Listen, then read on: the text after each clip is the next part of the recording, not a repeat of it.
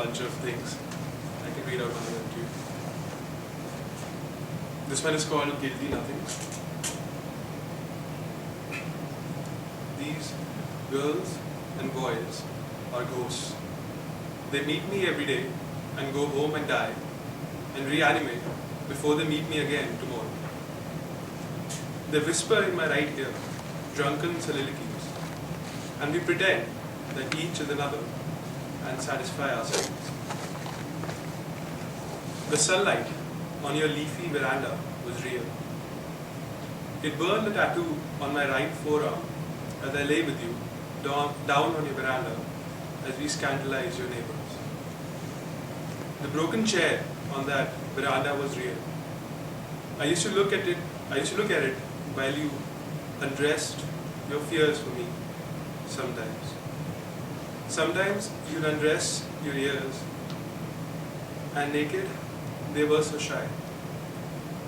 They used to peek out at me occasionally from underneath a misplaced wave of the muddy sea of your head. Your childhood clock that hung from your bedroom wall was real. I took the broken chair and flung it against your bedroom wall, and it hit your clock, and time burst into a million pieces of plastic. And we smiled and held hands, and later on your bed measured out the rest of the day in each other's heartbeats. Your glass-walled eyes were as large as cigarettes as they watched me roll a tube of herbal forgetfulness. And soon it was done, and we borrowed your father's lighter, but the flame was inside us. And I would steal colored bottles from the glass cupboard and dilute my blood to the soundtrack of your nervous laughter as you delighted in vicarious guilt. And naked you were the day we smoked the stars on the quilt of your parents' bed in short gaps. And we both exploded. And the quilt caught the charred feathers. They floated on the quilt before they dissolved into nothingness. And we dissolved into nothingness. And nothingness dissolved with us. And for an infinite second, the mind stopped. The pale fear that like fire feeds off the husk of our lives collapsed and was replaced by a benign vacuum. We only heard the ticking of the bedside clock and the snores of your dog as she slept, and each other's ventricles as they pumped away dully, like an ancient beast who has forgotten why she exists. A damp scent lay heavy as a reminder of the fate of their quitted love. You wore the quilt like a bridal gown, and we galloped away into an all-forgiving slumber.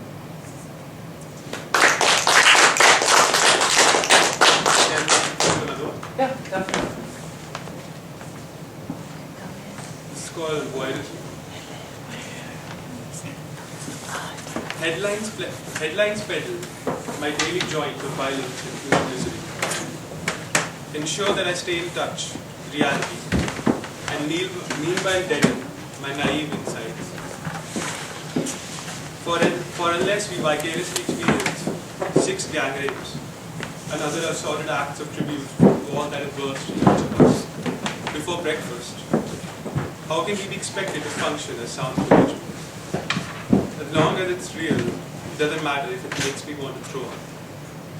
An orange juice and a triple murder later, I'm ready for the day.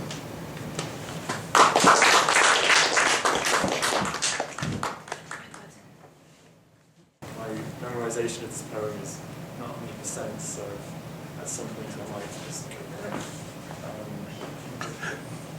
Okay, cool. Son of an architect's son.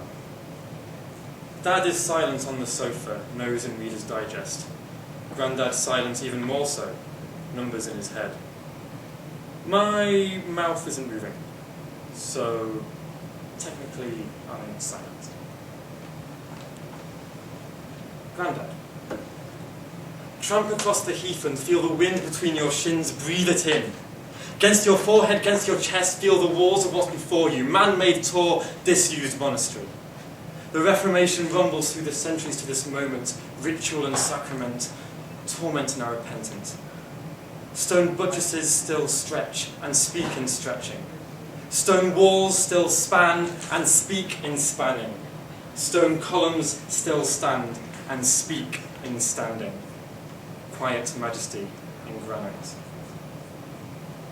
Dad. Built 1847. Ex-parish church. No special features. Awaiting listed building status. In need of restoration. Slate missing from the roof. Missing glass from the windows. Missing hinges. Missing opportunities hushed before fruition. Gentle spirits inhabit every room, a simple ease and slowly stated humour in the abandoned pots and pans and dangling cables that spark on occasion.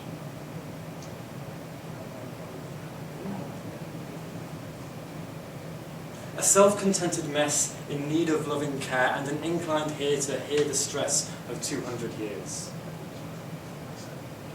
Myself. What am I? What am I? What am I? What am I? What am I? What am I? What am I? What am I? What am I? What am I? What am I? What am I? What am I? What am I? I am something to say!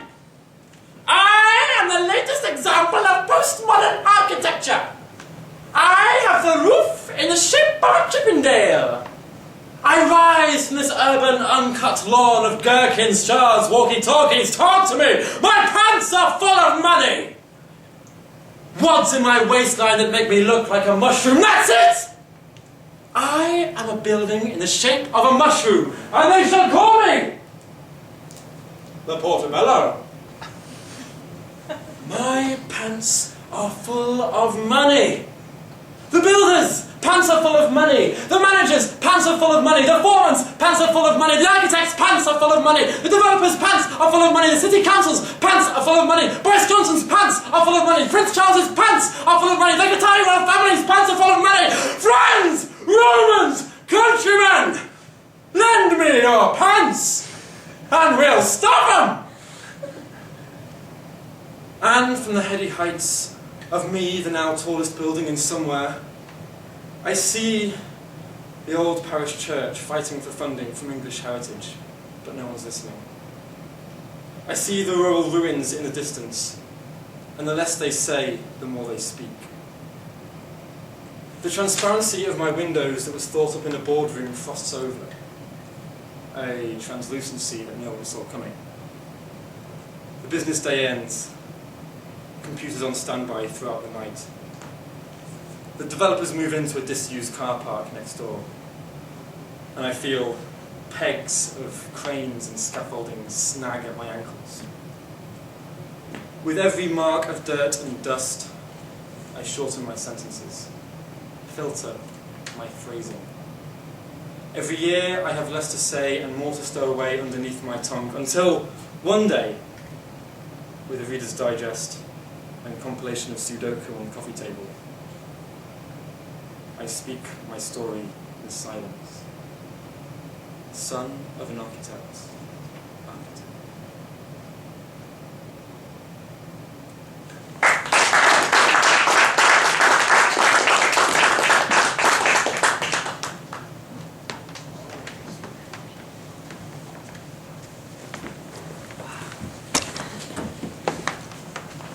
Wow. Anyways. It's very incredible just standing at the door, and then it's as though he is telling you, you know, saying you're Prince Charming or you're one of those architects. It's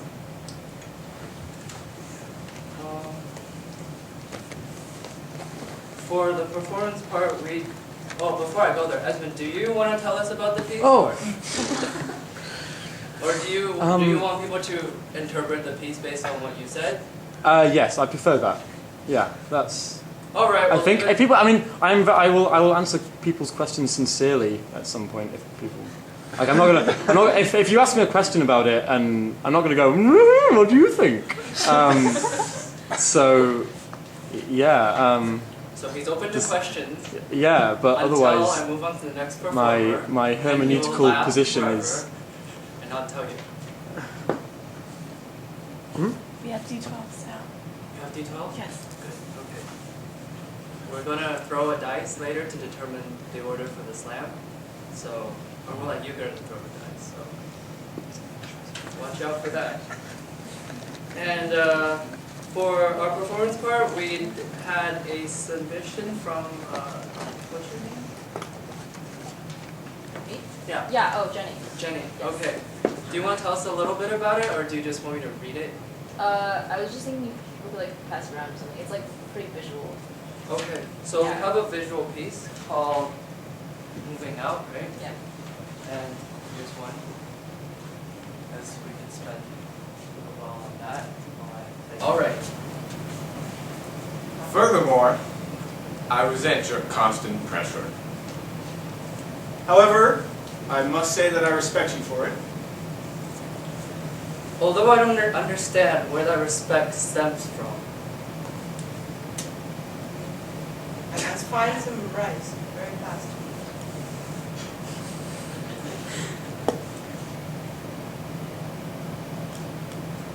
I wonder if there is any rice in the bedroom.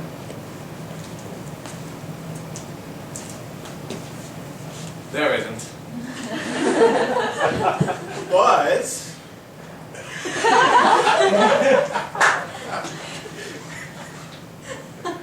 Wow. I think I'm too hungry to think. Oh my! I found the Cocoa Puffs. The Cocoa Puffs, you say? Thank God for rice-based cereals. This is actually about the agriculture industry, and it's about to get really preachy. But before I do, let me get dressed. I forget where I put my clothes. I forget where I put my keys, I forget where I put my clothes, I forget where I put this and that, and I always forget. Sometimes I can't even remember why I resent the agriculture industry. But then I actually do remember.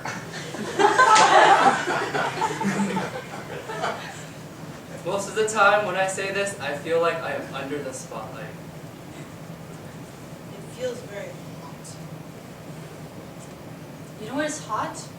In places where they do agriculture. And you know what happens there? Oh, what happens there? I wonder if they cultivate rice. Is it in hot places? Is it not? Why are we so uneducated? I'm hungry again. And now I'm thinking about the education system. I don't understand what I'm saying anymore. I feel like I need a job. I feel like I need a job. This is exactly what the education system has raised us to say over and over and over again. I need a job. I need a job. We'll find one. Oh, you can't find one. Why? Oh. Oh, I see. Oh, right. Of course you can't find one. You were raised different. You can't find one because you were educated different for the job. But what about the children? What about the future? What will you do?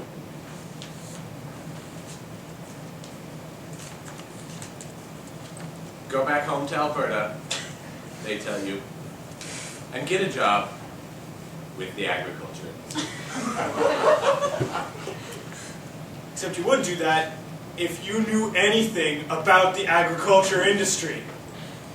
And the education system kicks in. So I take the shuttle every day to Nat campus, 40 minutes to an hour, stuck in traffic, highway, river, open field, river, highway, highway, cars, home. I think that's all I learned. highway. Cement. Cement continues. Cow. Cow shit. Shoveling. Wow, it smells really wonderful. And that is the story of agriculture. Yeah, we can end it here. Yep.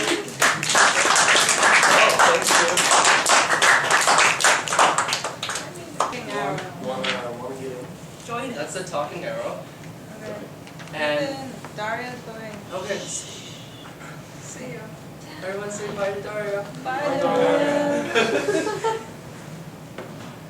Your goal is to start a poem. I will continue it for you. And once he's done, if you have the arrow, say a line or two. So I start a poem. Pass it down to When I'm done starting a poem, And then I make the next line of the poem, and we go on to meet like it's just one line. yes. one line or two. Let's start with one. Okay, cool.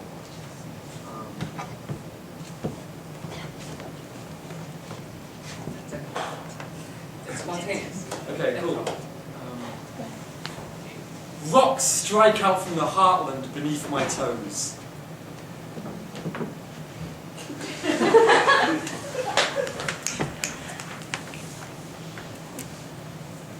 They told me to never go near volcanoes. Well, that's why I came to Honolulu. On that spring of 2009. I'm gonna go by volcanoes if I want, Mom. She hissed her disapproval at me through the letterbox. You can go to all the volcanoes you want, mister, but that's not gonna change it when you're all scorched up and stuff. Mom, what are you talking about? Have you ever seen a volcano? I watched a lot of them on Discovery and no one got squashed up. You're just trying to be hot, young man. I know what you're doing. It's a metaphor, son, it's a metaphor.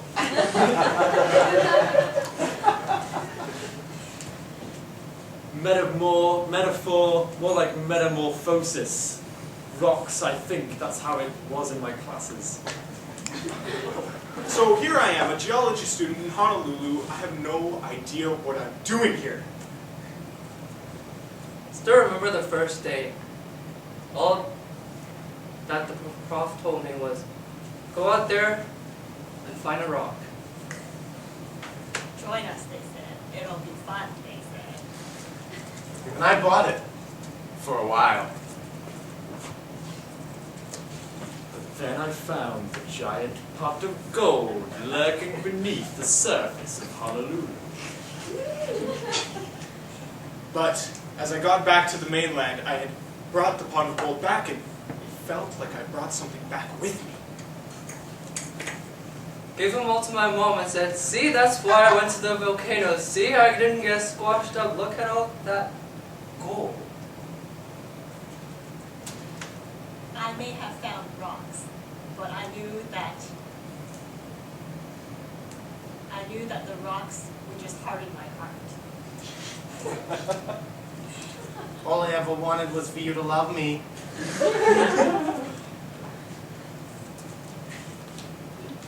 I tried to buy her love in the past, and I was trying to buy her love in the present. I didn't know what was coming in the future.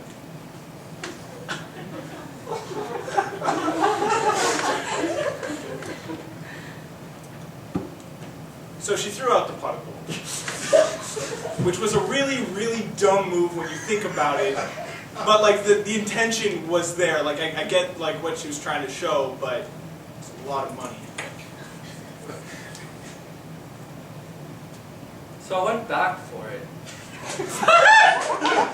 I sifted through the trash can. I really wanted my gold back.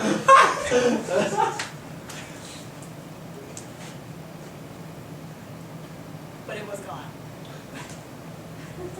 And as the trash was spewing out from the can as I threw it to the side searching, I realized my mother had just sent me back to another damn volcano. Well, I guess.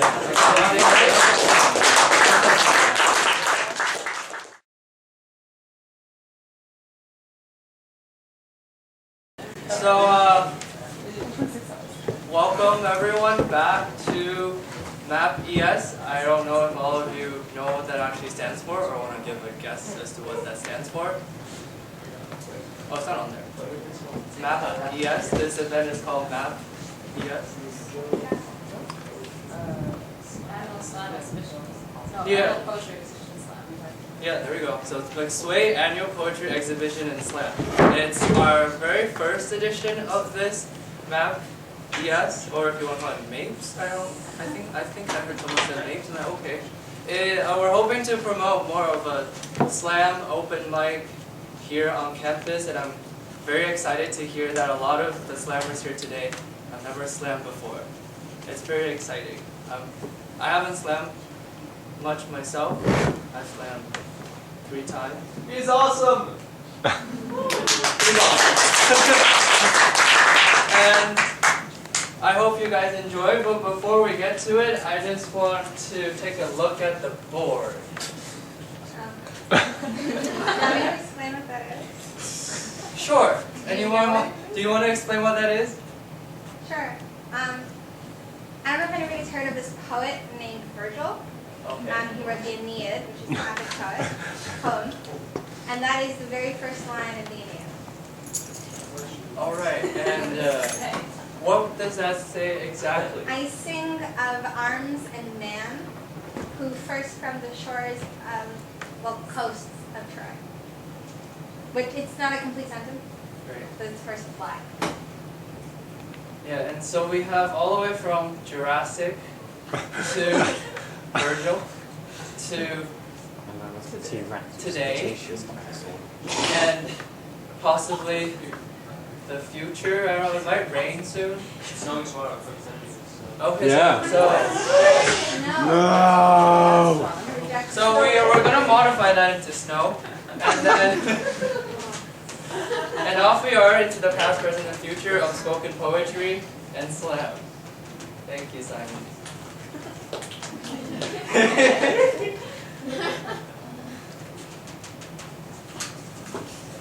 All right, I know you're all excited for the order of appearance for slamming, so I'll just say them here. Going up first is Margaret Gordon, and going up second is Esmond Sage. Number 3 is Dawn. Number 4 is Jenny. Number 5 Han. Number 5 is Madeleine. Number 6 is Michael. Number 7 is Edward. Number 8 is Simon. Number 9 is the other Jenny Shen. And before we do start the actual slam, judges, you all have your scoreboard? Do you want to point them at me? Good. So the one to your right is in the ones place. The ones to your left is in the 0.1 place. So the scores are out of 0 to 10. And then it goes from 0.1, 0.2, so you can give a score of maximum 10.0. So if you think this is the most amazing thing you've ever heard, give it 10. If you think it's the worst thing you've ever heard, 0. And this audience, though I've never seen a 0 in a slam, so I'm pretty sure you might get slammed if you give a 0. Yeah. Audience, as usual, your job is to think if you agree or disagree with the score, yay, boo, whichever you prefer. And judges, you keep to what you think it is, be consistent with it. And to give you a test run, we have our sacrificial poet, Frederick. Ready, Frederick?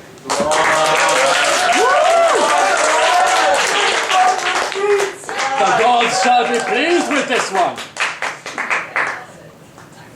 Great. Okay. Wow. I really love performing in like little intimate settings like this. 'Cause normally I'm doing the stadium poetry. You know, I get Jay-Z to open for me. My ex-girlfriend accused me of being a narcissist when I told her I prefer hand jobs to normal sex because they remind me more of jerking off. Yeah, I'm a little sardonic, and that is the reason I've written this poem, which is about hipsters and the Buddha. and I've entitled it Skinny Fuck Sitting in Front of Fat Fuck. So I hope you all enjoy. I have no problem with the Buddha, by the way. He and I we call each other fuck endearingly. We're on good terms. So, no beef. Vegetarians. Shoulda, coulda, woulda, put a Buddha on a pedestal. Better than a medical, alternative, affirmative, action, cut. I got a little crazy, batshit nuts. Words like a razor, that shit cuts. But in a couple days, only half as much because the point dulls. Listen.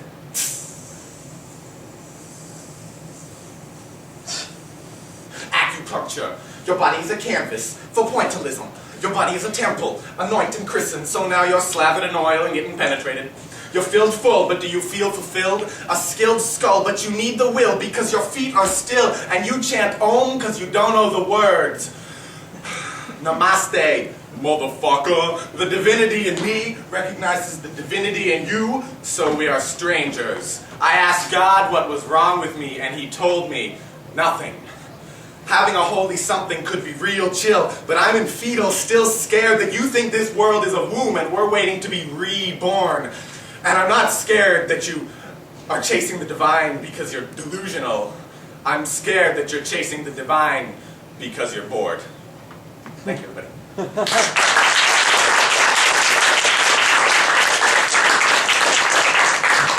Alright, so I'll give judges a minute or two to decide your score.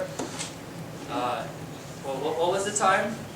From when he started speaking to when he ended, he had 56, but when he actually started his poem.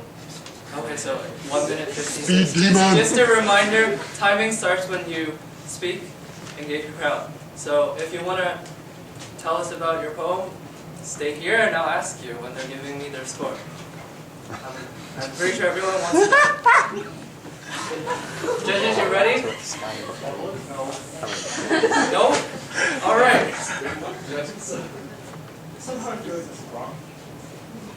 Alright, so we got two over there. Are there points over here? Oh. 0.7. It says 0.7. Oh.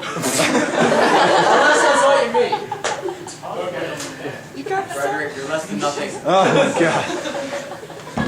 You're 0.7 of something. Alright, so from lowest to highest, we have a 7.0.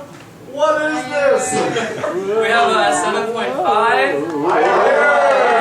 8.3. 8.4. And an 8.5.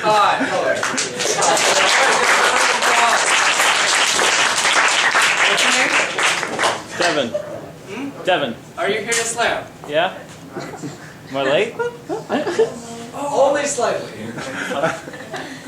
Are you ready? Oh, sure. I'm gonna put you on the spot.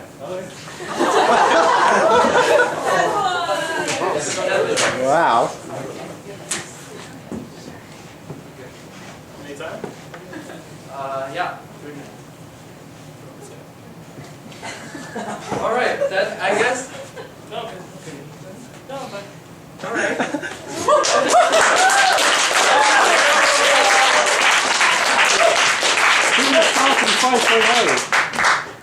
So I know what it's like to be alone. I've lived that, I felt that, I feel that. I know what it's like to be alone, surrounded by people. I know what it's like to be at peace, surrounded by no one. I know what it's like to be loved. I know what it's like not to be loved. I know what it's like to be away from the people I love because what? I wanted to have a new experience. I wanted to meet new people. And then you had me happy like I hadn't been happy in weeks. You had me happy like I hadn't been happy in months. But you had a boy back home, didn't you? You already had a man and you knew it. I was never going to be that guy for you. I was never going to be that for you. You already had it. But you still did it because, hey, it was a good time, right? Because, hey, he was far away, right? You didn't tell me, robbing me of my complicity. You didn't tell me because you didn't want to ruin a great moment. We just spent a few days in each other's arms, and then you went home for the weekend and you went right back to him, didn't you? You did. I knew you would too. You said you were over, but you don't answer text messages in between me kissing you. You don't answer text messages after we make love, but that's just a problem. We never made love, did we? We made fuck and we fucked good, but we never made love because you didn't want me to make love to you. You didn't want me to hold you. You didn't want me to kiss you. You wanted me to bite you. You wanted me to spank you. You wanted me to fuck you. You wanted me to do things to you in ways I've never even done them before, and I did them instinctively, loving every single moment. I never read anyone like that.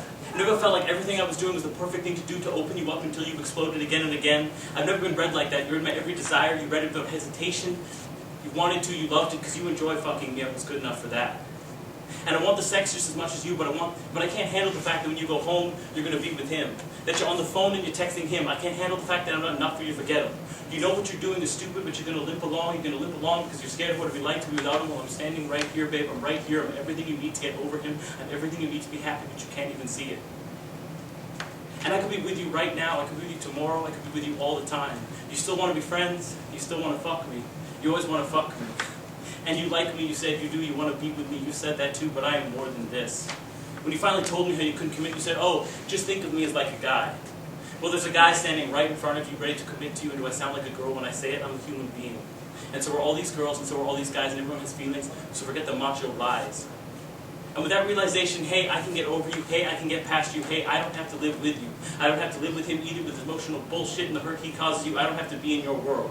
All I have to do is be me, and being me is what I do, so don't even worry, because I can be happy.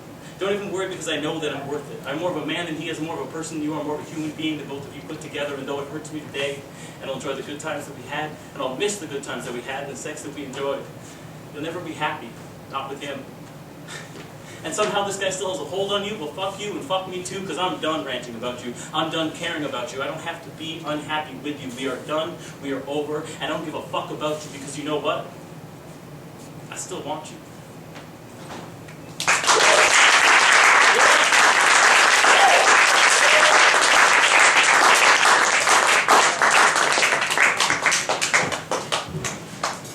Yeah, I think he was ready.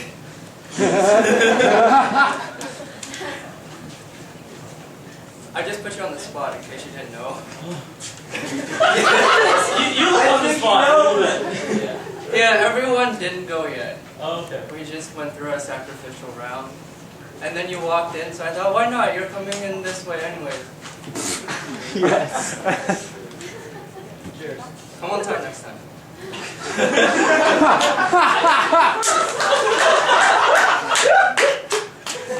Our judges, you ready? Okay, scoreboard's up so I can take a look.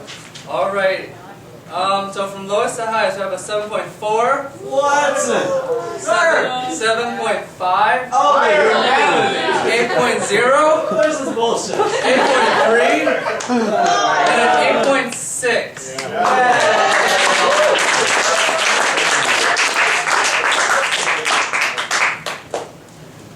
Alright. Oh, I forgot to introduce you. I thought someone else was going to walk in. The stage upholds a vacuum. So now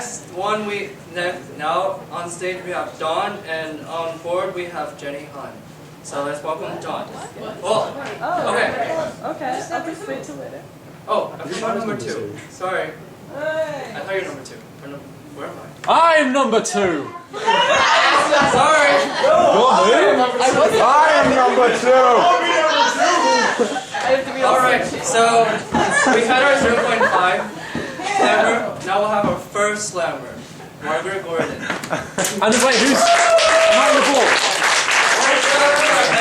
Okay, cool. I like your ears. We'll have more of you. I don't want to say anything because you're going to start talking. They started timing. I know. He came from a land of dying languages. Can I love him for that? His name, like a sigh of last words of innocence, Gallus, take this, all of you, and drink it. It is my blood and butter, it is your wine and sin. Do you know nothing of women? I ask him. In 40 years, no one will hear the sweet nothings he dropped. By that time, we cannot think the thoughts that he thought. Oh, mama, I will care for you, he tells me. You can cook and clean and look pretty, my baby, stay still. No more jumping on the bed. It is made we have dug this grave and lay in it, dove into fever plated, and you had to use your head. Mama called the doctor, and the doctor said no more. Legs spread like butter on bread sandwich between bed sheets. Statistically speaking, this time can't count. Oh, please don't count this time. These calories inside of me. I already have the energy to take the necessary steps back to where it's safe to be sick. Throwing up my hands in the morning. Red Rover, give warning. For we are too full of great, big, bad ideas that swell like lips, glowing and bruised and pregnant with all the possibilities of their stories. We cannot hold them in. Our hands are too small and delicate. Our hands are dry like my eyes hold mine, so I do not have to look at yours no more. Do you know nothing of women? Just between you and me, there is no man's land. I can see no big bad other, only lower my eyes from your feelings, your touch. Promise me you'll stay smiling, small brother. In the most tasteful rain scene I've ever seen written, he came. And then he left. And I fell in love again with stories we told so many times. They become points of interest on plot lines, not semi-severed lifelines scarring our hands so they cannot hold your lips closed against the flow of great, big, bad ideas that swell like bellies glowing and bruised and pregnant with all the possibilities of their stories. I needed to instigate a religious crisis, he said, leaving his character crying in the shower for hours after. Do you know nothing of women? We take the necessary steps back to where it's safe to be sick. Day breaking in half as we fall into step right down, come falling into arms so nice, in precisely the ways we're taught to mistrust as children. Must you use these stories? They're all we have to hold. Our hands are too small and delicate and scarred to carry these stories. Too far he came from a land of dying languages. Can I leave him at that?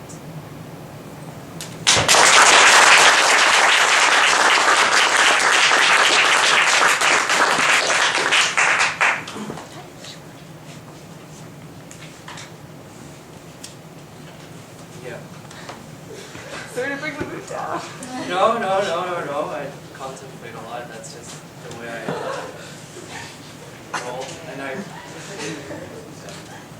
Ethan the contemplator. Do you want to tell us a little bit about your piece, or are the judges ready? Do not influence the score. Influence the score. You guys are ready? Are you ready? All ready? Okay, if you're ready, scoreboard's up. Alright, so lowest to highest, we have a 7.7. Oh, come on. We have an 8.2. What is this? We have an 8.3. We have an 8.4 and an 8.4. Applaud the poet, not the...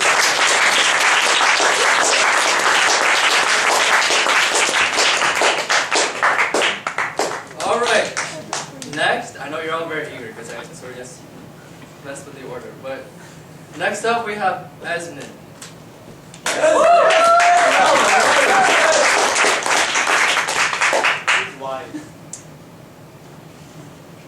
I am English. My mum is English, my dad is English. My mum's mum is English, my mum's dad is English, my dad's mum is English, my dad's dad is English. My mum's mum is English, my mum's dad is English, my mum's dad's mum is English, my mum's dad's dad is English, my dad's mum's mum is English, my dad's dad is English, my dad's mum is... I am really, really English! And though I'd have it no other way, for how I'm born is not mine to say, sometimes I'm jealous of you guys. I dream of bathing in a bathtub of passports, being fed fruit salad by my boring English butler. Jeeves! Jeeves! Pass me my Peruvian passport, Jeeves. At airports, I play the game of tourist diplomacy, flashing nationality, and if I get caught and hauled up in a cell, I'll stand like St. Paul and say, wait, I'm a Roman citizen.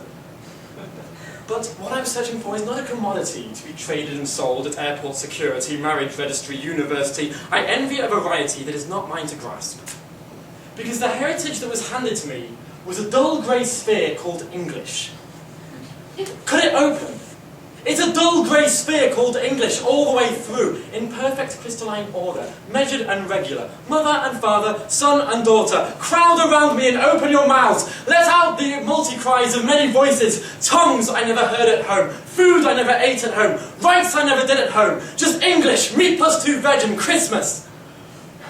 And though I'd have it no other way, for how I'm born is not mine to say, I am jealous of those who have had an extra portion of humanity, who have heard more than one side of the story. And let's be clear as clarity, I do not fetishize one race or ethnicity, but rather the inner prosperity that comes from coming from multiple communities. Hell!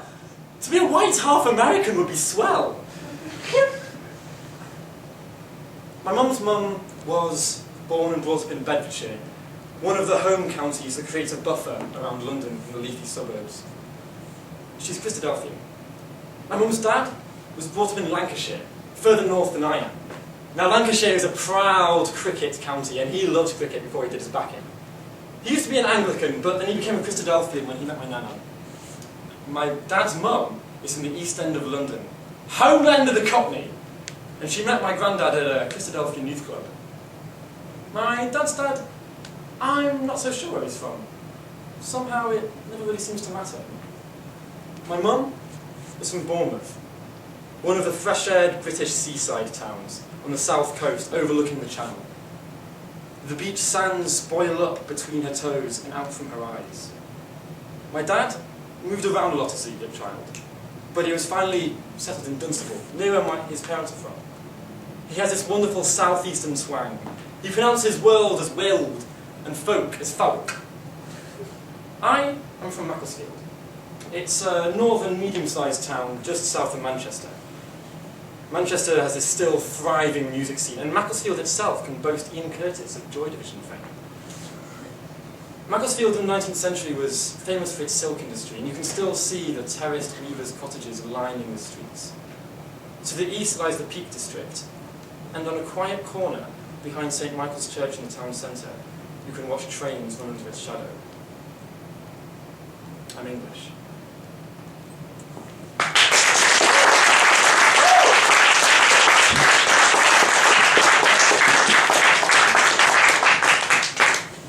I guess he's gonna envy me. I'm one of those passport person, I guess. But I won't elaborate. I'd rather envy you, sometimes. Not having to be moving around, and when people ask you where you're from, you either spend 2 minutes trying to explain it to them, or you just say, oh, I was last there, but that's not where I'm really from, or just don't, you don't really know where you're from. That's true. That's true. Yeah, I don't wanna like make out like I've got the bad camp. I don't be like, oh man, it's so hard being a white English person. That's not what I'm trying to say. No, not putting you on the spot. Well, okay, judges, you scoreboards up, facing me.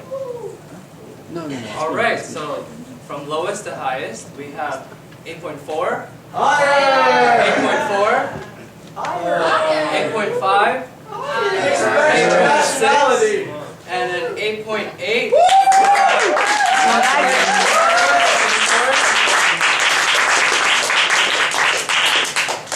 Next up, we have Dawn, and after that, we have Jenny Han. So let's give a round of applause to Dawn.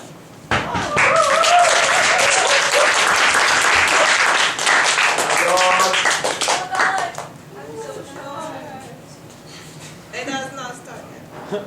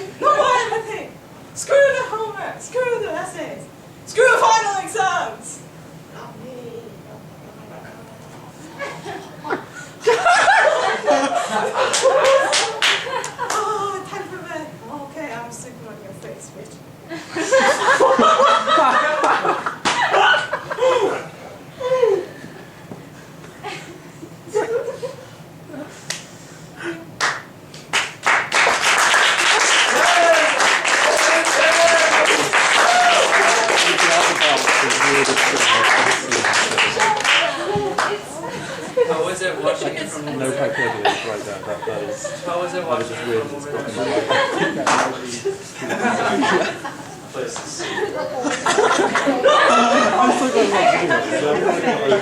I'm not good at raising pets, but now I'm very convinced that I don't want a pet. A cat, especially. Judges, you ready?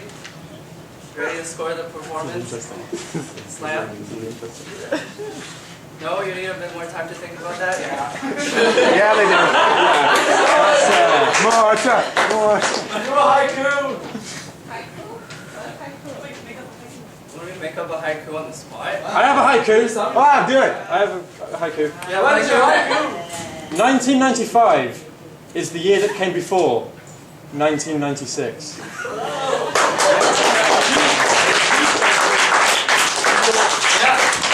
I got one. You got one? Alone on the bus, I recite my poetry. It falls on deaf ears.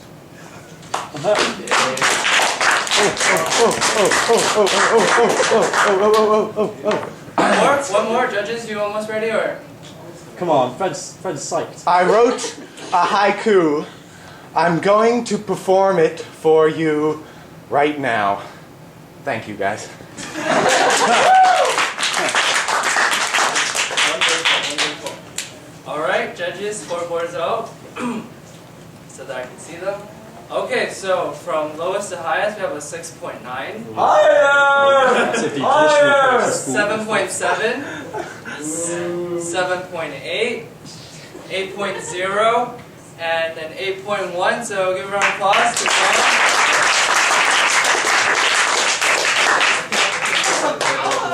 Who the hell goes to 69? Okay, so next up we have Jenny Han, and after that is Madeleine. So if you want to just let you know. So welcome.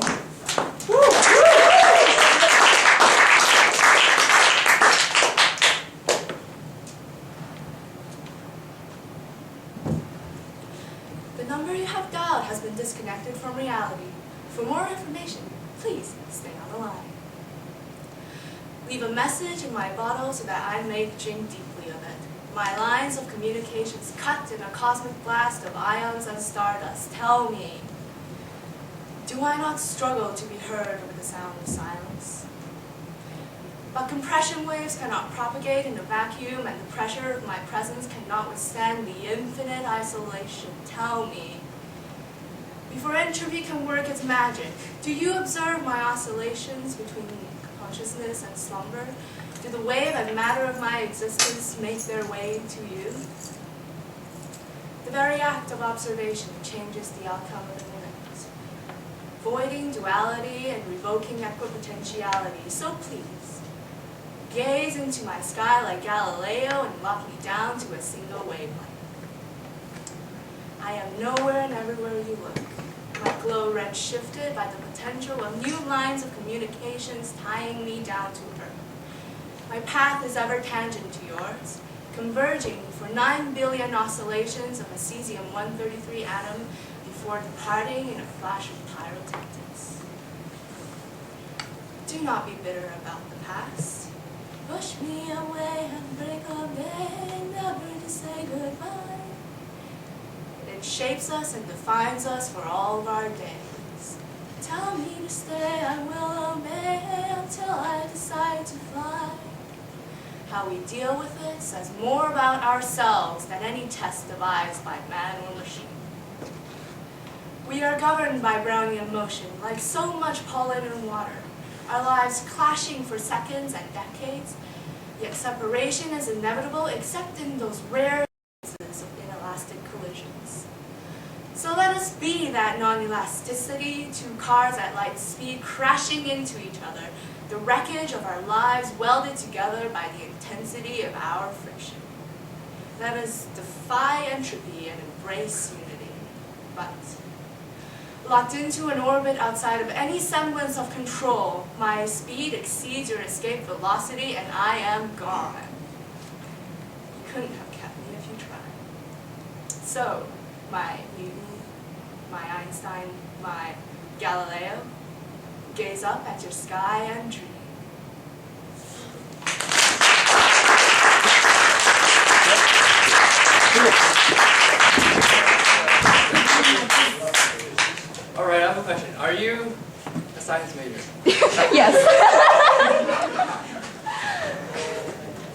studying? Who'd have thunk? Neuroscience. Neuroscience.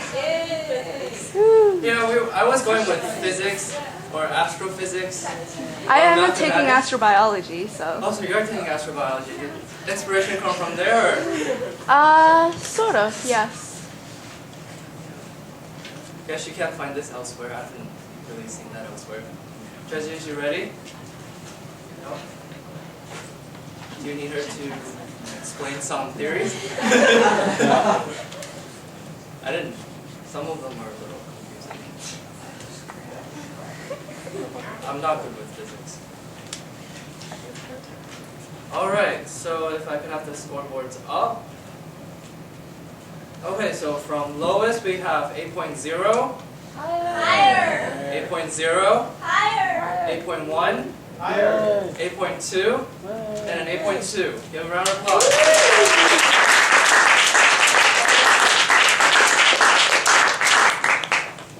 Alright, so now I'm waiting for another science window. Now let us welcome Madeleine, and up next after Madeleine is Michael. Yeah.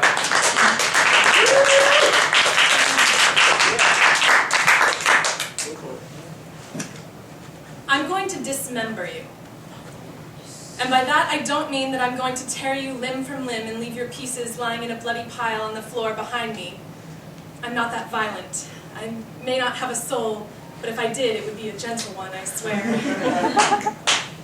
No, I'm going to dismember your memory. My memory of you. I'm going to pry apart, one by one, each of the tiny little connections in my brain that turn doing something mundane into a rush of memories about the way you talked, walked, ate, slept, drank, and kissed. I'm going to separate them from me. I'm going to separate them from my memory, memory from memory. I'm going to build, slowly, a membrane in my mind to remind me not to rewind. I'm going to build a membrane, noun. A pliable, sheet-like structure acting as a boundary, lining, or partition. Dictionary.com. The sheets were our membrane and our boundary, binding us together but lined with our unspoken doubts. And we parted in much the same way that we started. Both involved sheets. But that doesn't mean that I didn't mind when you said we didn't matter. And it doesn't mean that I'll forget, or that I carry any regret. I won't and I don't. But I do remember, because I do remember every member of my life. And it's okay. I know how to pick myself up and put my pieces back together. Mind over matter. Mind over matter over memory, and tonight, your memory. I'm going to dismember you, but I will never forget.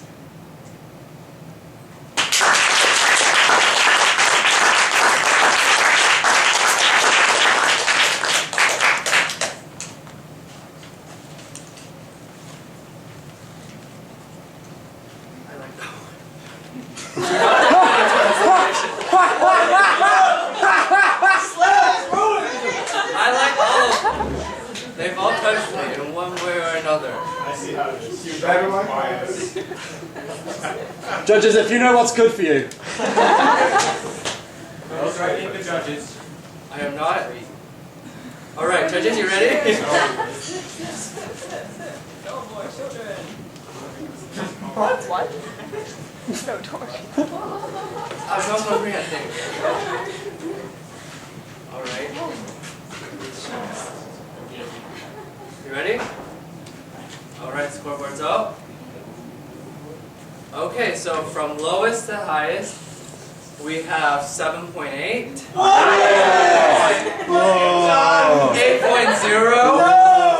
8.2, 8.1, sorry, 8.1, 8.2, and then 8.6. So,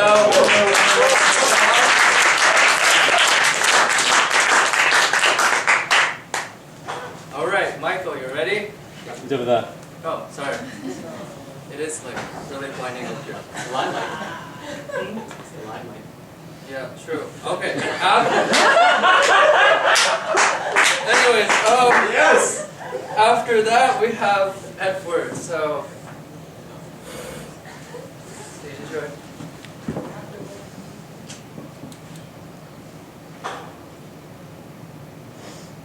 After winter comes spring, when ghetto voices remember how to sing, selling bling bling but captured in a spiral of suffering. I told the fuzz nothing when they asked if I was holding green, then got scolded by hot verse reserved for high kings. I woke up, spoke up, and got my spokes choked up, drummed up, and had to hitch home with my thumb up. And this broken cup couldn't hold water even if it were wine. A fierce mind falters if it doesn't have a strong spine, so I'm trading dollars for dimes and balancing on this fine line, crying. Don't take me back to court, I said. These drying dreads, it's been 10 decades since I seen my last bed. Snorting dried 5 alives, demanding for street cred. Now scratch marks on my coffin to prove I was never dead. And Daddy said, well, I can't give you what you need. So you better watch your mouth and you better watch your deeds. There's no stallions for steeds, but there's a battalion rallying in the words that you read. Because every single man has gotta have a creed or a code. Because hard lines are tough acts to follow. So, with classical largo I spit slow to make it to tomorrow, calling out to Jim Crow. I recognize I never, ever fail to historize and memorize all the times that you were terrorized, because there's a lot of victims in the genocide. And everything I've learned comes from just this one life of mine. So when it's do or die, stand up for your rights. The podium erodes in the absence of the people's might, because we carry the light. Every furnace is counted in candles. Too hot to handle, we run deep like the mantle of the earth, the foundation of fertile dirt. Now I'm confessing that sometimes a mother can be smothered by the trial of a birth. And it doesn't matter if you were pushed first or third, that pain is still gonna hurt. And if she ever gets angry, then you know that hate will spread when it's heard. But smile alive, we're here, so have some compassion. We could save ourselves a whole lot of queer bashing if this spigot of bigotry had no symmetry, if ignorance of experience was filled in by family, maybe even happily. Then walk a mile in the other shoe. Didn't you know? Even Johnny Appleseed had rotten roots. Yeah, you can learn a lot from somebody by the stains beneath the boots.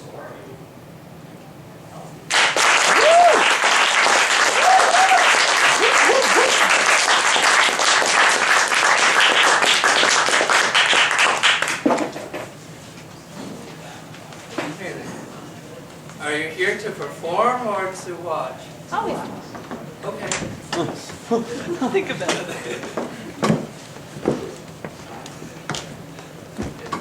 You know, if they were going to perform right up here. We know what you're doing. Yeah. Time for the arrow. Judges, you ready? Yeah. You ready? Okay, scoreboard's up.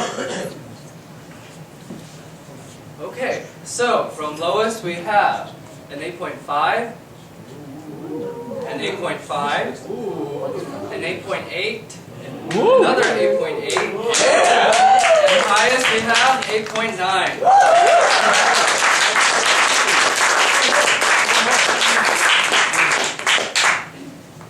Alright, and now let us welcome Edward to the stage, who afterward we have Simon. Alright.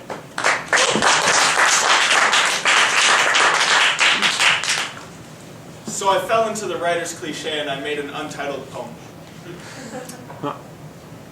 I see you. No, really, like, as I pen these words, I see the lights, the stage. It's not a good thing. I can't bring myself to read my last 4 poems because I made them with you in mind. Oh, that's clever, and ooh, this is funny, and this flow's popular, and this'll sound dope. Slip in some stellar and sexy alliteration, maybe a rhyme or two, and voila, you can call yourself an artist. Ha! This epiphany brought me to a state of creative self-loathing so lethal my left hand left me, like a plague scent seeping in from the patron saint of poetry for my own good. After that bad poetry binge, I couldn't bring myself to look at my journal for a whole 7 days. But Ed, you say, a week isn't so bad? Truth is, it's not. But it's significant enough to toy with my insecure psyche. That's roughly 168 hours spent thinking myself childish. That's 10,080 minutes spent second-guessing the only dream I ever really had. And well, that's a ballpark of 604,800 seconds of feeling like a failure because nothing in the workforce moves me like words do. See, these numbers may still seem small, but seconds spent soothing a severed soliloquy from my psyche seem long. 1, 2, 3, you're a spoiled child. 4, 5, 6, you're not even man enough to take responsibility. 7, 8, 9, I can't see me turning into anything worthwhile. 10. Now, if I count right, that's only 60,480 more to total 7 days, so time is relative. Every time I see Romeo and Juliet, I always hope it ends well. I know it won't, but I hope anyway. I love, I love joy and happy endings, which brings me to my final point that despite 168 hours of self-inflicted shame, I wrote this. You know, and I don't really care if I ever perform it. I wrote it for me, to help me see through the sea of styles and charming wiles that beguile and besiege such a tender ear, to break through the bullshit and keep on, because this is all I truly have. Thank you.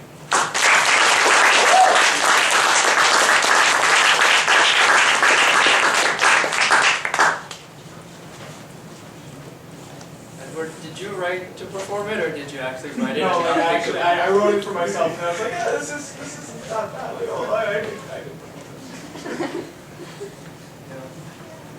No, I get it. Sometimes you write about writing, you write about not writing, and then you said, oh, this is actually better than what I wanted to write. Yeah. For the sake of writing, you know? Yeah. All right, judges, scoreboard's out. Or if you're not ready, please tell me so that I can try to think. Excuse me. 1, 2. All right, we're waiting for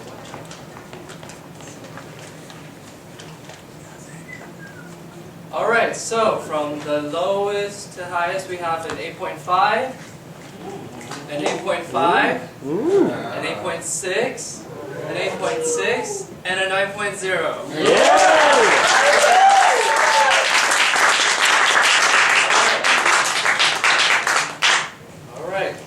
Have 2 slammers left.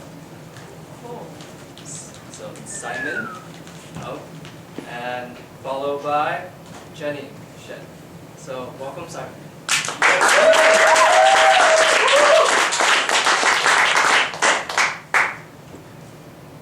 It was 1821 when Percy Shelley wrote, and I quote, that the poet is the unacknowledged legislator of the world. The operative word is unacknowledged. Unacknowledged who are the lead-lidded, swaying-headed English-lit students.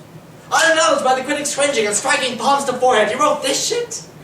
And unacknowledged by the self-proclaimed lovers of poetry, because they love all things pretty and earnest, well, as long as it has meaning for you. Huh? And unacknowledged by the poets performing in the final corners of cafes and in obscure parts of the McGill campus. Actually, the wall, perfectly poised for hindsight, well, that's where I stand today, where 1,000 past sets have been spoken. And I can only tell you this much. I have been praying to the howling ghost of Ginsberg, and I've been left to look back. I have dipped my hands into the yellowing pages of anthology, and they've come up ropey and fraying. And I've heard the refrain before. The points are not the point. The poetry is the point. And what is the point of poetry? If not to puncture synaptic junctures, snapping at sciatic nerves, because we are more gadfly than God. But if to dismiss for one moment the diction stranger than fiction, the syntax that purifies like Windex, clearing the big picture view for just one moment. We are still too often back of coffee shop curiosities, the velocity of our voice stopping short at skinny spine chapbooks, and I know, we sing, and we dance, and we roar, and we slam, yeah, we burn! But our flames smolder underground like coal fires, and smoking and choking on the fumes of demagoguery. I tell you, I want to see the sun again. I want to watch the sun as it rises on the day we begin, by throwing the crumbs of stale cliches into the surf. That day the phrases are going to turn pirouettes. I want to watch the sun syringe the clouds full of light as it caresses the curving lines and the crowds of people who've come for the written, the whispered, the crisp, the clattering, the kissed, and the laughing word. I want the sun to blind me so I can just listen. The fricatives fall. for the bilabials bursting, for the vowels stretching, so let the choir do the preaching.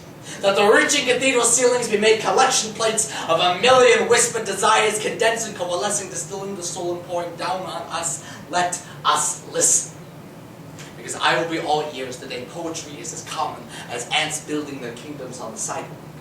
The day every word is a name. The day every name is a baptism. The day the clenched fists of men are pried upon by a held pen, and the streets run black and blue with ink, and I will swim in the bled knowledge of articulation, and I will see again.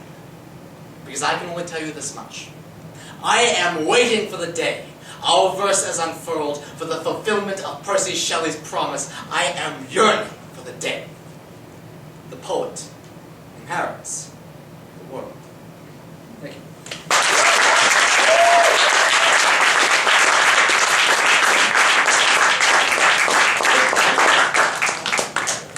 I think I should do this more.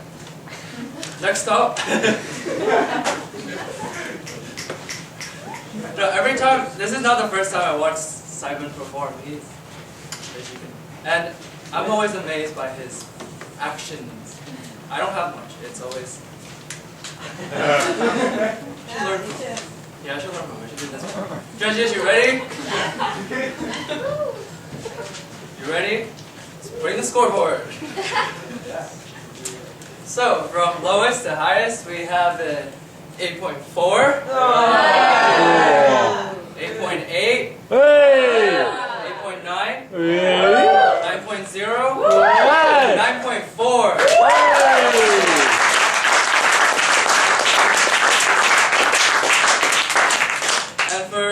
To conclude this round of slam, we have Shen.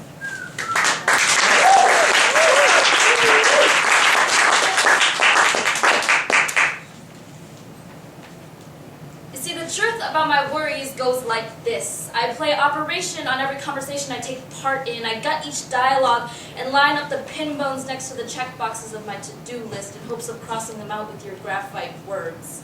I tiptoe between the ivy of my own misinterpretations and pull thorns from the soles of my feet at 1 a.m. every night before I go to bed so that I can staple them into my dreams, as if my REM cycle can solve problems that my conscious mind cannot. I spend all my time playing these cassette tapes in reverse, backtracking with an armful of Band-Aids and cherry lollipops, hands and knees pressing against the earth with the intention to fix what others claim is broken. Promising to take my wrongs and grind them into rights, scuffing my jeans as I crawl after my own smudged sentences, eraser in hand, only partially believing that destroying the evidence is the same thing as destroying its existence. I convince myself that you will begin unpacking my apologies, begin shelving them in order based on the number of hours I spent trying to sweat away my anxieties, but I've yet to learn that it is not my place to play God in our exchanges, yet to learn that the thing about waiting is that if you refuse to allow amends fill the crater you've dug, if you don't want it to arrive into the palms of your hands, it never will. The truth about my worries goes like this. I've lifted a factory from the ground, started mass-producing apologies on its conveyor belts, watched my confidence stumble out of its smokestacks. Whenever I falter, I gift wrap another for you. I used to unfold atlases against my bedroom walls, pin tacks to the capital cities of my fault or yours. I ran out of those tacks years ago. But I figure I've got enough sorries stored in my warehouse rib cage so that even once I drain myself dry, I'd still be able to offer you the shards of my skeleton. And sometimes I ingest your acceptances like paint thinner. It fights battles with the acid in my stomach to prove who is more resilient. My body damns itself as winner every single time. And I've always wondered if forgiveness implodes in the thickets of my selective memory and I'm not there to embrace it, does it make a sound? I have 1,000 different types of apologies and 1,000 different types of waiting games, expecting recompense in the form of neutron stars the size of sugar cubes, too hopeful that it will be heavy enough, substantial enough, bone-shaking enough to make the ashtray remains of all my unfulfilled sorries find some kind of long-awaited purpose. I have 1,000 different types of apologies, yet I've cheated myself out of 1,000 different types of reprieves. The truth about my worries goes like this. I've been waiting at the post office every day at noon, hoping to see a package on the counter, addressed to me, waiting for me. It's one stuffed with tissue paper and forgiveness. Little did I know that it comes to my door every day. I'm just never there to sign for it.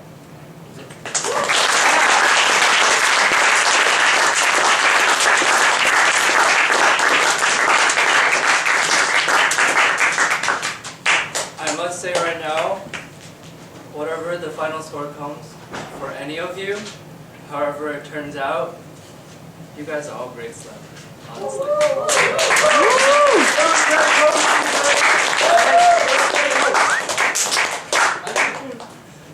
I mean, I've been to slam shows, and there isn't one so far where all of them I've enjoyed. So, I'm being honest. The ones he's in, I've enjoyed, for sure. His part. I'm really sorry about that. I'll take it. I'll be the one. Alright. Judges, you ready? Okay, let's see the scores. Scores out. Alright, I can't count right now. So lowest we have an 8.5, 8.6, 8.7, 8.9, and a 9.3.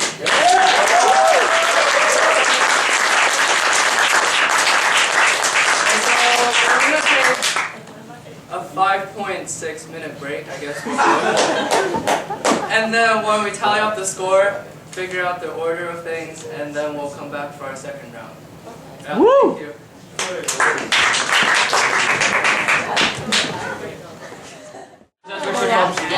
Marco!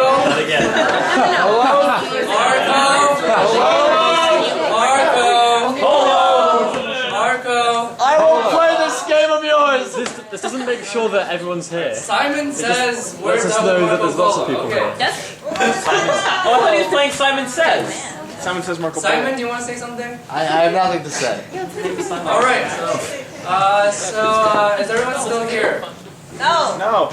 Except for the people People that left. I don't know. Right, everyone except for those who left are still here, right? All those are here. Yeah, Winnie the Pooh. I'm not here. Anyone not here, raise their hand. Alright, so I see that our board has less green space and more white chalk. Does anyone want, and I think the sentence got finished. Is that semicolon finished? That is the semicolon, and then there's the rest of the line, and the rest of that sentence. Alright, so for the second half, we're gonna get the second part of this line. Do you want to tell us what it is? It's the continuation of the beginning. You want me to read it in English? Yeah. We didn't all learn it in it. I can stare at it for the rest of the time and it's still not. Exiled by fate, came to Italy and Lavine shores, much buffeted on sea and land by violence from above, through cruel Juno's unforgiving wrath, and much enduring in war. Also, till he should build a city and bring his gods to Latium, whence came the Latin race, the lords of Alba, and the lofty walls of Rome.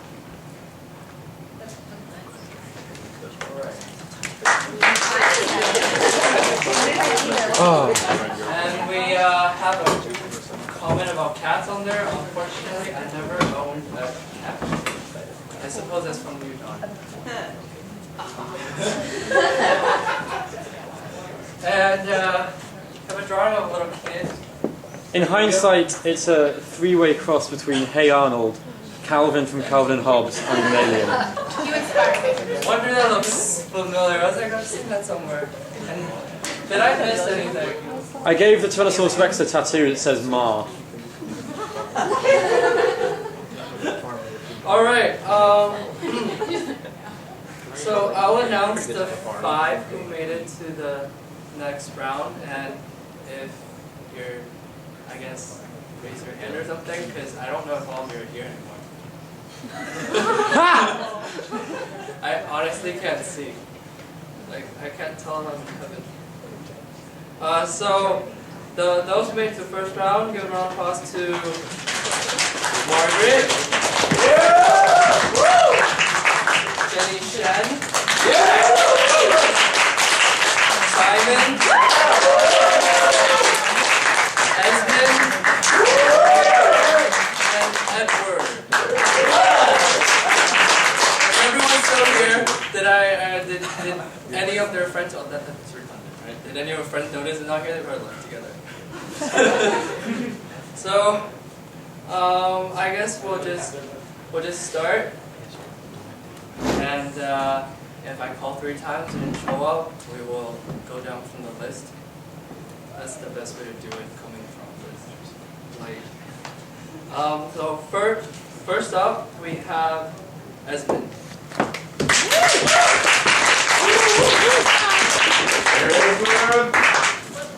Before I start this poem, I would just like to apologise for the cheapness of its material.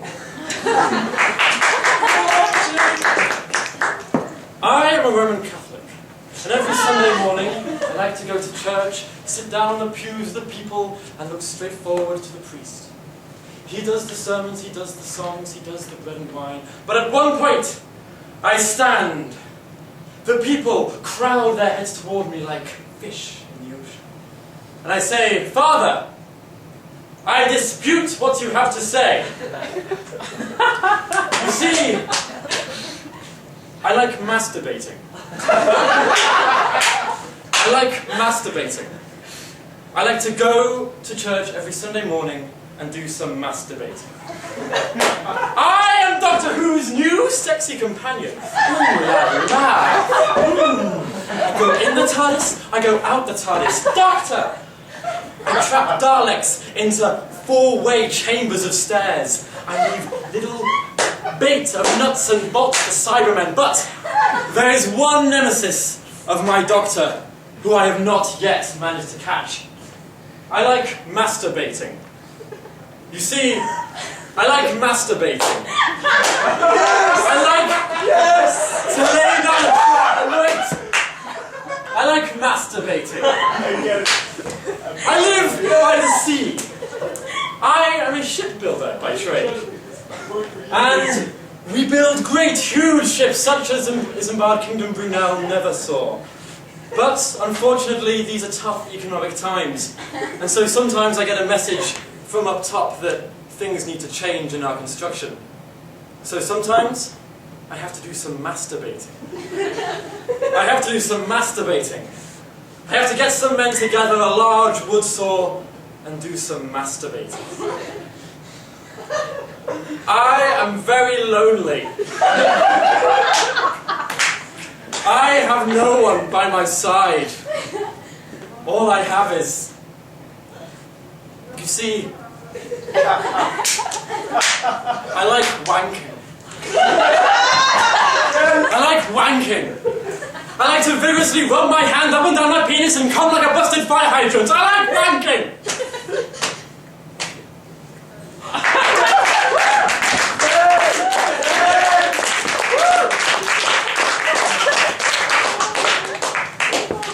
I must say, these things work 2 ways. You say something too many times, either sounds really weird, or it sounds really right.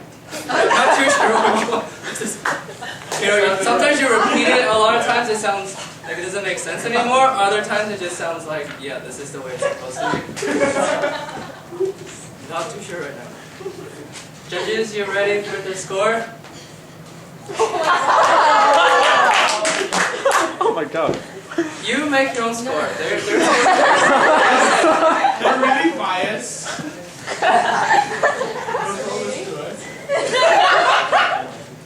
No. Maybe. Oh my god. Alright, scoreboard's out. From lowest to highest, you have an 8.2. Yeah. 8.4. 8.8. Yes. 9.5. And a 9.6.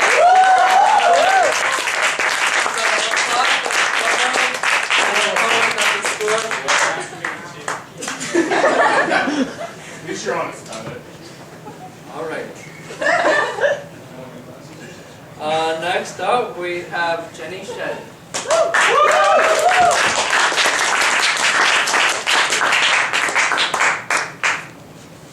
My mom used to promise me that I would learn how to love someone someday. And I raveled her words around the knobs of my wrist because nothing sounded more appealing than learning the formula for reaching into my chest cavity and gift-wrapping chunks of my heart for someone who deserves it. Valentine's Day 2001, I spent 35 minutes pacing up and down the aisles of Kroger while Mom placed a snare against the linoleum with her heels behind me. I can't stop debating between Tweety Bird and Mickey Mouse, can't decide which cartoon character would show my entire second grade class how much I love them the most. And the next morning, I forget to eat breakfast as I tape conversation hearts to 29 cards, write out 29 names, and sign them all off with 29 ballpoint pen hearts. Valentine's Day 2006, I am no longer buying novelty cards in bulk. I have become volcano eruption after volcano eruption of a reckless middle school crush. Lava bubbling up to my cheekbones, steam windmilling from my eardrums. I am submerged beneath 50 feet of your nicotinic smiles and absent-minded teasing. I walk past the table selling Hershey Kiss candygrams 3 times, trying to flash fry enough courage to serve on a platter for you. I want you to like me, just as much as I like you. Want you to stop at the sound of my chasing footsteps. Want you to dip your fingers between mine and call me your girlfriend. I am hopeless, but I have not yet given up hope. Valentine's Day 2010, I have 1 year of you and me pinned underneath my belt buckle. I've learned the pitter-patter of your table-drumming knuckles and the nervous way your pupils square dance in the pools of your irises. We make reservations at the Olive Garden, just like the teenage couple next to us. Yet another pair of high school sweethearts who paint X's across their chests in open-faced promises of hand-holding down the hallways until graduation day. Valentine's Day 2012, 850 miles spans up the Great Barrier Reef from my laptop screen to yours, and our expired Skype dates feel like the silent echo of a deserted metro station, and I am waiting and waiting to board a subway car that shows no sign of arriving. I am looping translucent fishing wire through the end ring of a rod I'd hoped I'd never have to use, starting to reel in the jagged ended slices of my emotions that I'd spent 3 years scattering across the roadmap of our relationship, starting to gather the tangled knots of love I crocheted for you and bury them back into the cobwebbed corners of my heart. I am metamorphosing in reverse, tucking the edges of my wings underneath my armpits and fashioning synthetic casings to hibernate inside. I am transverse fissures across 18 years of resolve.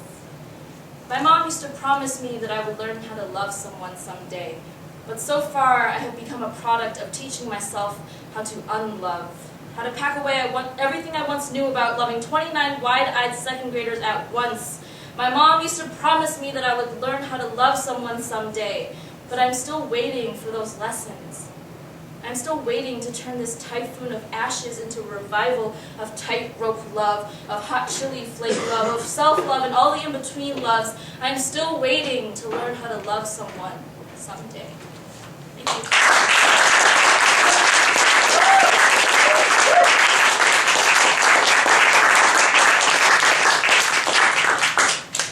This is like, are you good with numbers? Like 1 + 1. This is third. Oh, I just noticed a lot of numbers in your piece. Like the first one had 1,000, this one had 29, and Sometimes I count things, so you're aware of time. Yeah. Aware of time passing by. You can Yeah. I sometimes forget. About time. Yeah.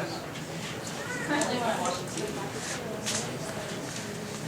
All right, judges. One sec. Okay. Just wondering. Okay. Okay. Good over there.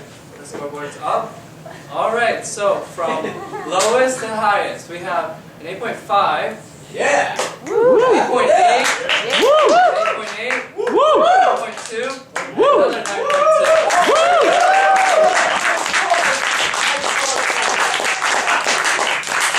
8.5, 8.8, 8.8, 9.2, 9.2, I think. Right? I'm not good at that. I'm very good at repeating something. I forgot to say who's next. So next up we have Simon. Who's on the deck? Oh, on deck we have Margaret. There we go. Simon.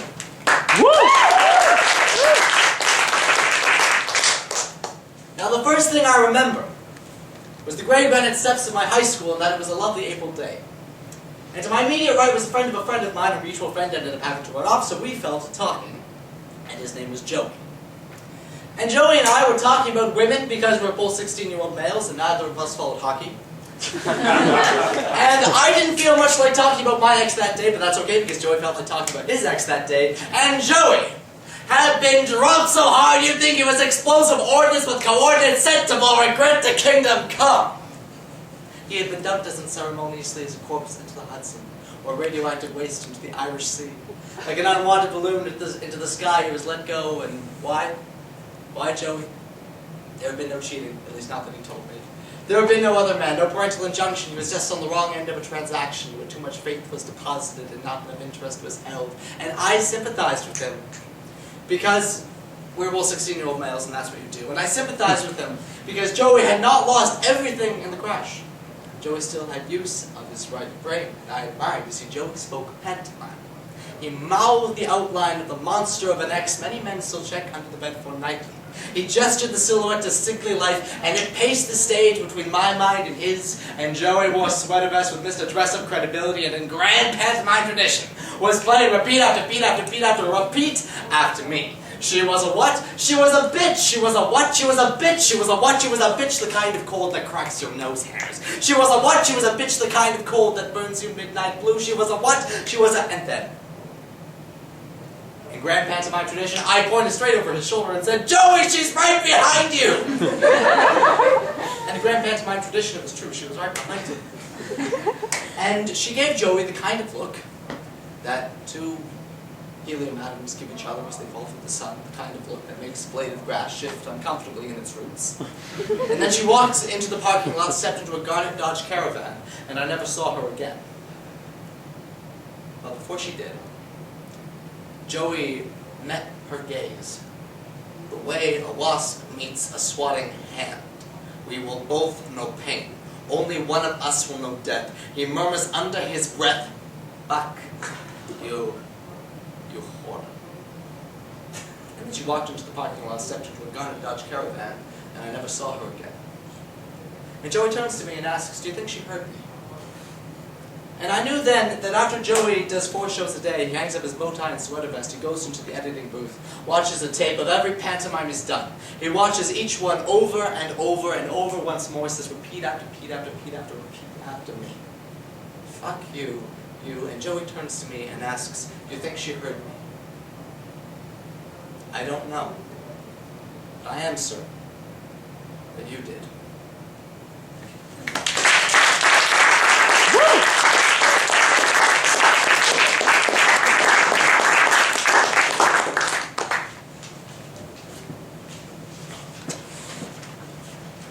Don't pantomime anymore, right?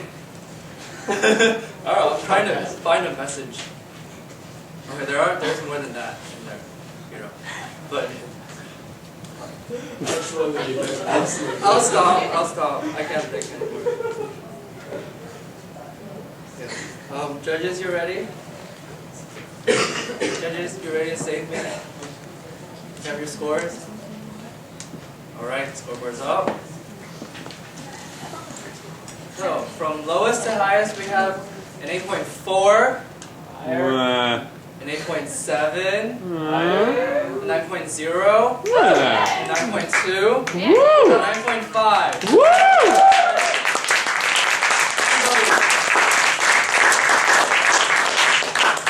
Yep, so up next we have Margaret, and on deck is last, Edward. So do a round of applause to Margaret.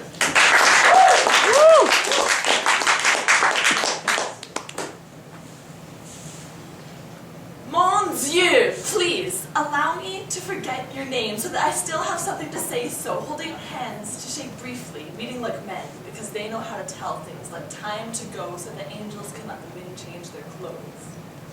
With my right arm bare, let me show where there's a vein like a black box when you crash my train of thought and my brain stops beating my mind in circles off the beaten track, off the golden mean. I mean, spiraling off the road, let's travel, babbling on and so forth till your forthcoming eyes look like stop signs saying yes.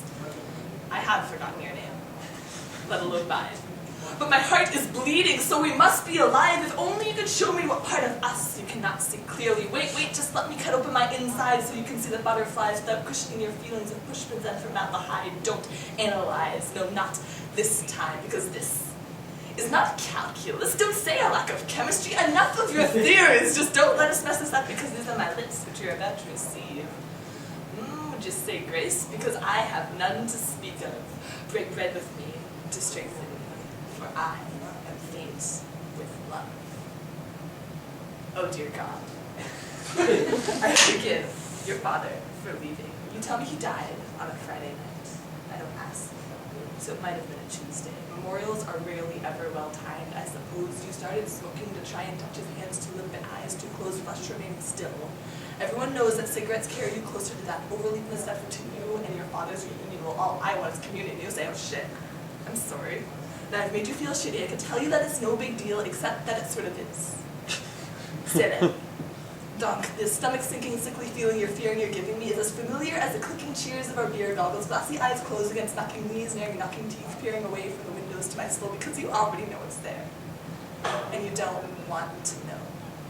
But how can I possibly understand the gravity of the situation? The inability to move without love, a hug like hot food and wool blankets, words weighted like anklets like keep calm and carry on. Cheer up, darling.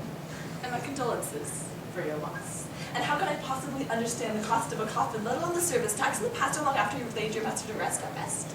Can I understand the cost of your coughing, standing underfoot while you smoke rings around your neck, circling closer to death, no longer picking up pennies to cross sticks for good luck, but now you bear a cross of cancer stings, and you keep it up because that's what we have to do. Good God, when will you see springtime? Will this wait span weeks or soar into centuries, flying by like Mercury mad till Latter-day Saint, made faint by the fumes of a solution that makes quicksilver beat like my shaking heart? I made some coffee. But battery acid works fine to jumpstart the rushes of electricity. I want you to feel when you look at me. Monks combine Bibles of your stories, ascetic and dutiful, while I pray on you, aloof. I think you are beautiful. You are beautiful, like an expression of nature that requires proof. So be it.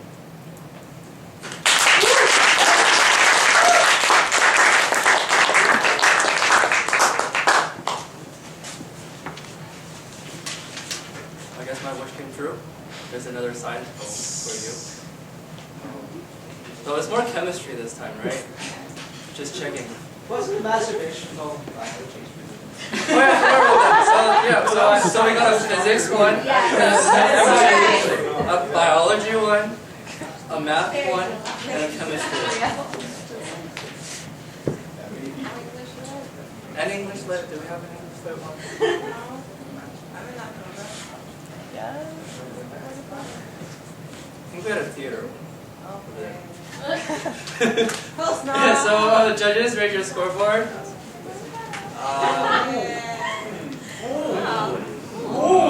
Alright, so from lowest to highest, we have an 8.6, an 8.8, an 8.8, a 9.0, and a 9.2. Give it a round of applause. Alright, and last but not least, we have Edward. Okay.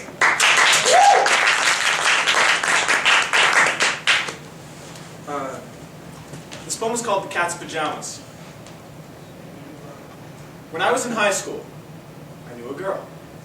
That's astounding, right? But although there were many girls in the class, girls I actually knew, there were few. She was new. And on the first day of class, I knew she was innocent. Long blonde hair, big blue eyes, and a tiny frame that made her seem fragile. Like a hug would hurt her and a handshake would cripple. I was different. The English kid. For me, the classroom was a house divided where language barriers were only breakable by Harrier strikes and the carriers just couldn't fly high enough. Forced into being a mute, I opted for physicality. I walked right up to her and shook her hand, my thick accent noticeable even to myself. Aru. I smiled because she was new and hence knew nothing of the negative view of the Anglo feud. But this isn't about me, this is about her. I never had a cemented place in the cafeteria, but about a month into the school year I poked my head up. Amidst the sea of cliques and chicks, tough guys, and preppy dicks, she wasn't there.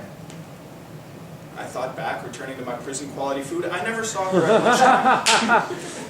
I asked some classmates and they never saw her either. She seemed to be in the ether, neither here nor there, just gone. I confronted her about this mystery out of sheer curiosity, and she said, in a tone suggesting everything was fine, I ate lunch in the bathroom. Cliches abundant, the high schooler eating lunch in the bathroom, a little girl who says there's no room at the table, lunchtime loomed daily, and I said, don't.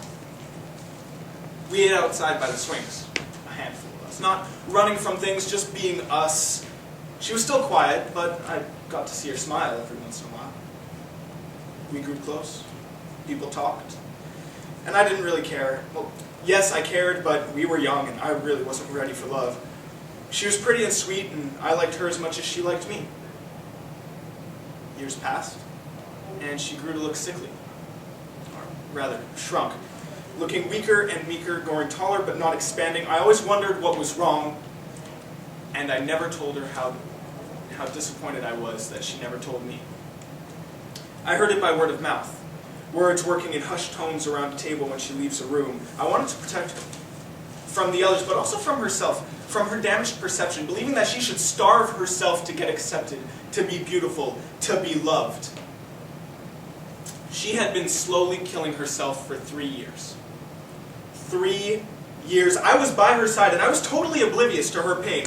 My last year of high school, I saw her brother perform a theater school mime piece about his sister.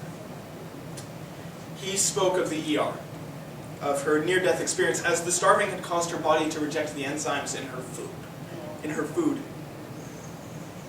He spoke on the straps on her bed as she convulsed, but he also spoke of her pajamas. I cried. I cried. In the dark of the studio, I cried for her. I realized how she must see those pajamas, filling out in all the wrong places. Fearing the judgment of her physical appearance. You know, it's ironic that the smaller she got, the less attractive she became. Unlike what people seem to think, words aren't a game. They can tame or maim, create fame, and cause blame for all the lame kids, a source of pain for far too many. But it's not just the words. It's the looks that are cast but unheard and overlooked. It can grow to be a mean right hook or a smack with a textbook. It can be hate mail that hits home because no plate mail can protect our hearts. This classic saying about sticks and stones always seemed dumb to me, even as a child. I laughed at my demons because, hey, it kept me from crying most of the time. But how do we fight the demons inside? The squatters on our shoulders love to whisper falsities in our ears. She saw the picture they painted, a funhouse mirror in her bedroom that distorted her figure. I never understood why she never told me, and maybe it was her fear of being labeled a freak. Or maybe she was scared I'd drop her should she lower the mask and show me she was weak. Now, I say weak, but weak is wrong. If there's anything I could say about her, it's that she was strong. Because she overcame anorexia. She saw the name of the game and had the courage to play. She worked her lungs until she blew out the flame that fed her demon's desires. She was strong. She was strong. And I miss her, often. Her close call with the coffin scared me, yeah. Offended me, yeah. But she's still around to get a message every once in a while, touch base. My newfound distance creating a lack of face-to-face, and much to my disgrace, I let Facebook become a viable means of talking. But I suppose it's better than nothing. Asha Ketusia. That's a good one.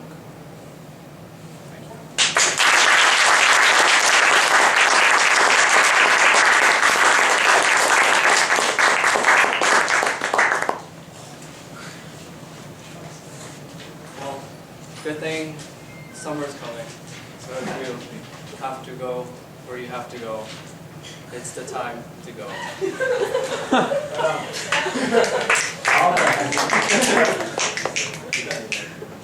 Well, the judges are...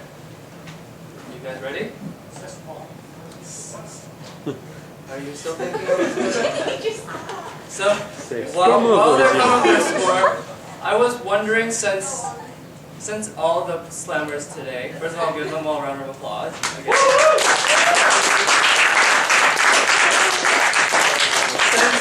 Since they all came with 2 poems, I was wondering if any of them would actually want to perform them here before we end the night, while they're tallying out the score. Say again, sorry? Is it like, the third poet? The people who didn't get a chance to go into the second round, would you like to come up here and share your second piece? Can we play a game? You're up for that? I'll go for the game. Please, guys. Wait, have we got someone interested? Yes! Yes!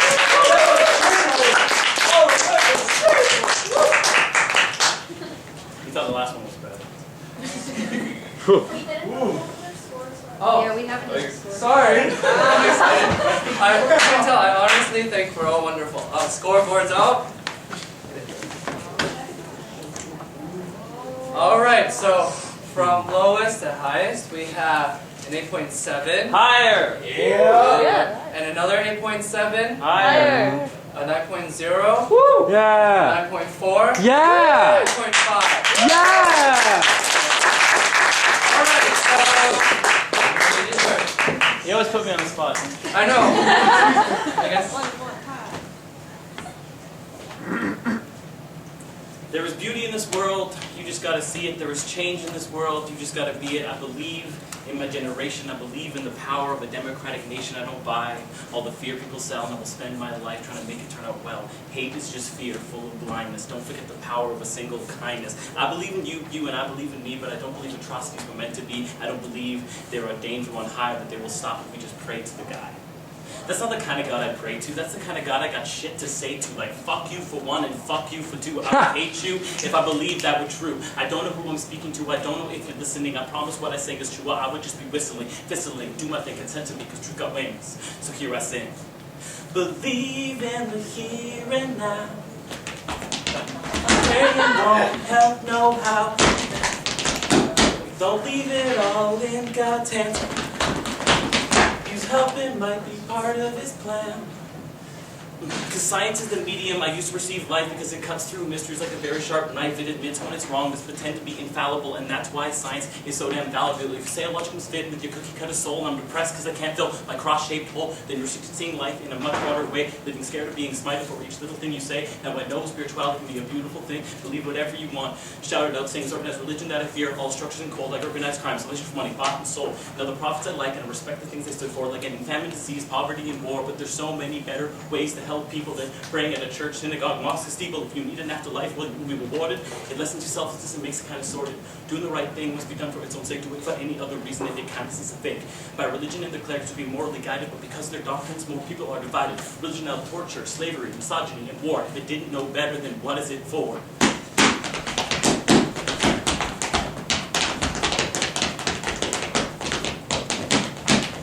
Believe in the here and now. Praying won't help no how. I can't do these shoes.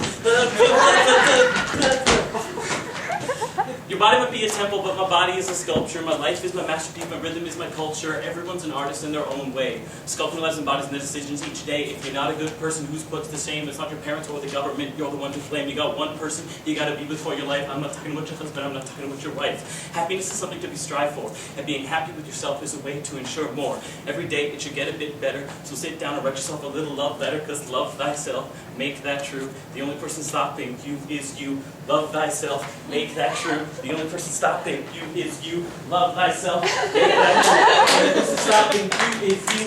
Love thyself, make that true. The only person stopping you is you.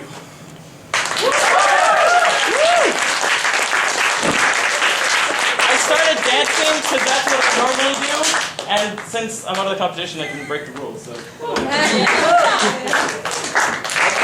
Actually, I believe dancing is actually okay under slam, right? As long as you don't take all your clothes off. Because it's not a prop. Oh, sorry, it's the nudity. Sorry, excuse me. I'm still gonna make you come up whenever you walk in. Yeah, okay. Yeah. I only have 4 more, so just 4 more semesters. pieces of clothing.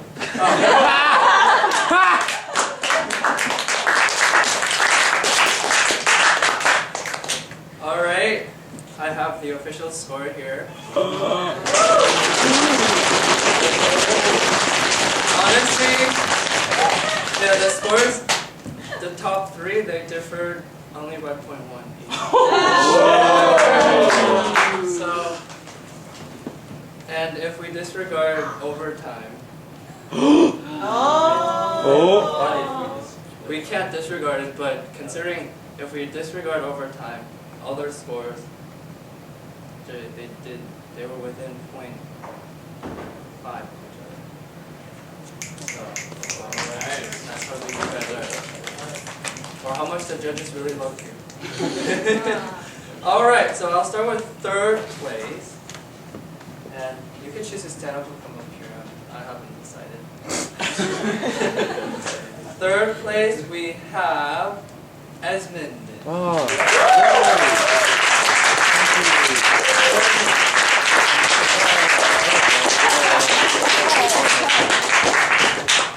All right, and then point 1 up from that.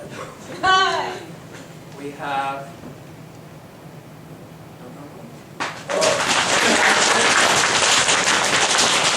Shen.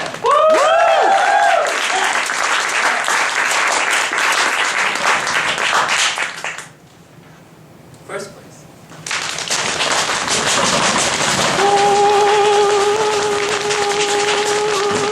Simon.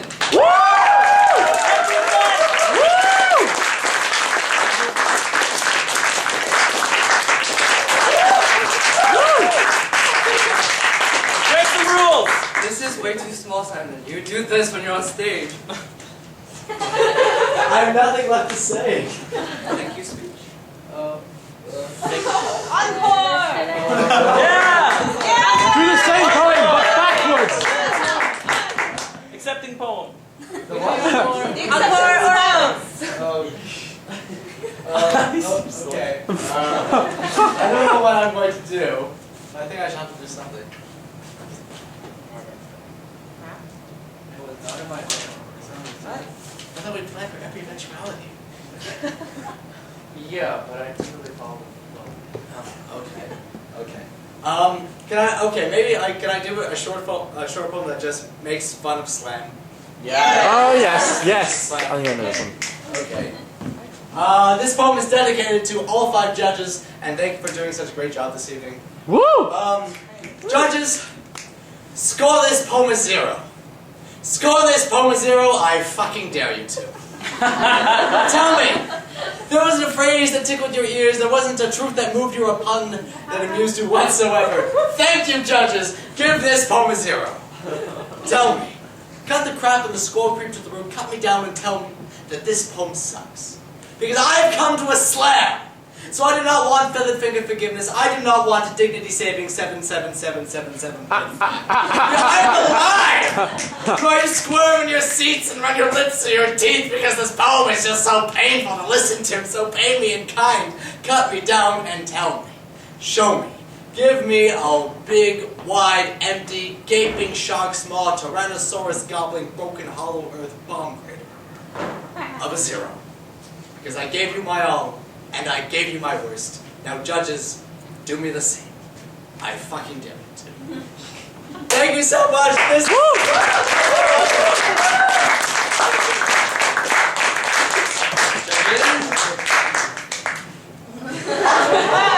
Oh ho! How droll! Alright, so give a round of applause to our first place and last place. And that concludes our night. Thank you all for coming to first edition of Mafias. I hope you enjoyed this. Feel free to hang around, eat some more cookies. We have this place until 10, so